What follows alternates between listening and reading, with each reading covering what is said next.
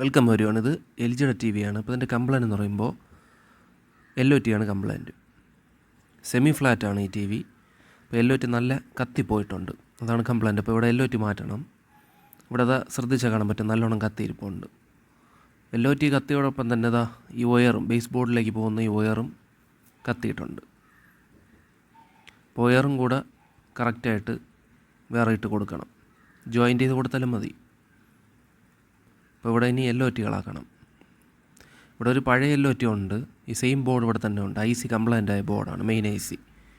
അപ്പോൾ അതിലുള്ള LOT നല്ലതാണ്. ആ LOT ഇളക്കിയിട്ട് ഇതിലോട്ടിടാം. HOUട്ടും ഇവിടെ കംപ്ലയിൻ്റ് ആയിട്ടുണ്ട്. അപ്പോൾ ഇത്രയും ബോർഡ് കത്തിയതല്ലേ LOT, സ്വാഭാവികമായിട്ട് HOUട്ട് പോകും. പോയില്ലെങ്കിൽ അതിശയമുള്ളൂ. ചിലത് പവർ സപ്ലൈ അടിച്ചു പോകും, ചിലത് ട്യൂബ് പോവും. അപ്പോൾ എനിക്കങ്ങനെയൊക്കെ കിട്ടിയിട്ടുണ്ട്.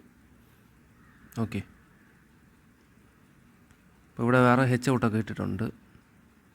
ഇവിടെ വേറെ LOT ഇട്ടിട്ടുണ്ട്, പഴയത് തന്നെയാണ് ഇട്ടത്. പിന്നെ ഇവിടെ മറ്റൊരു കാര്യം കൂടെ ഉണ്ട്. അത് വേറെ ഒന്നുമില്ല, 250 വോൾട്ട് 10 MFൻ്റെ കപ്പാസിറ്ററാണ്. അത് വേറെ പുതിയവരുടെയാണ്. അപ്പോൾ അതും കംപ്ലയിൻ്റ് ആയിട്ടുണ്ട്.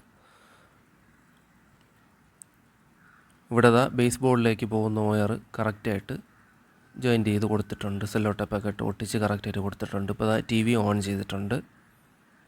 ഇപ്പോൾ കറക്റ്റായിട്ട് TV ഓണായി വന്നിട്ടുണ്ട്. അപ്പോൾ ഇതിൽ വേറെ ഒരു കംപ്ലയിൻസും ഇല്ല, എല്ലാം പക്ക വർക്കിംഗ് ആണ്. അപ്പോൾ വീഡിയോ ഇഷ്ടപ്പെട്ടാൽ ലൈക്ക് അടിക്കുക, ചാനൽ സബ്സ്ക്രൈബ് ചെയ്യുക.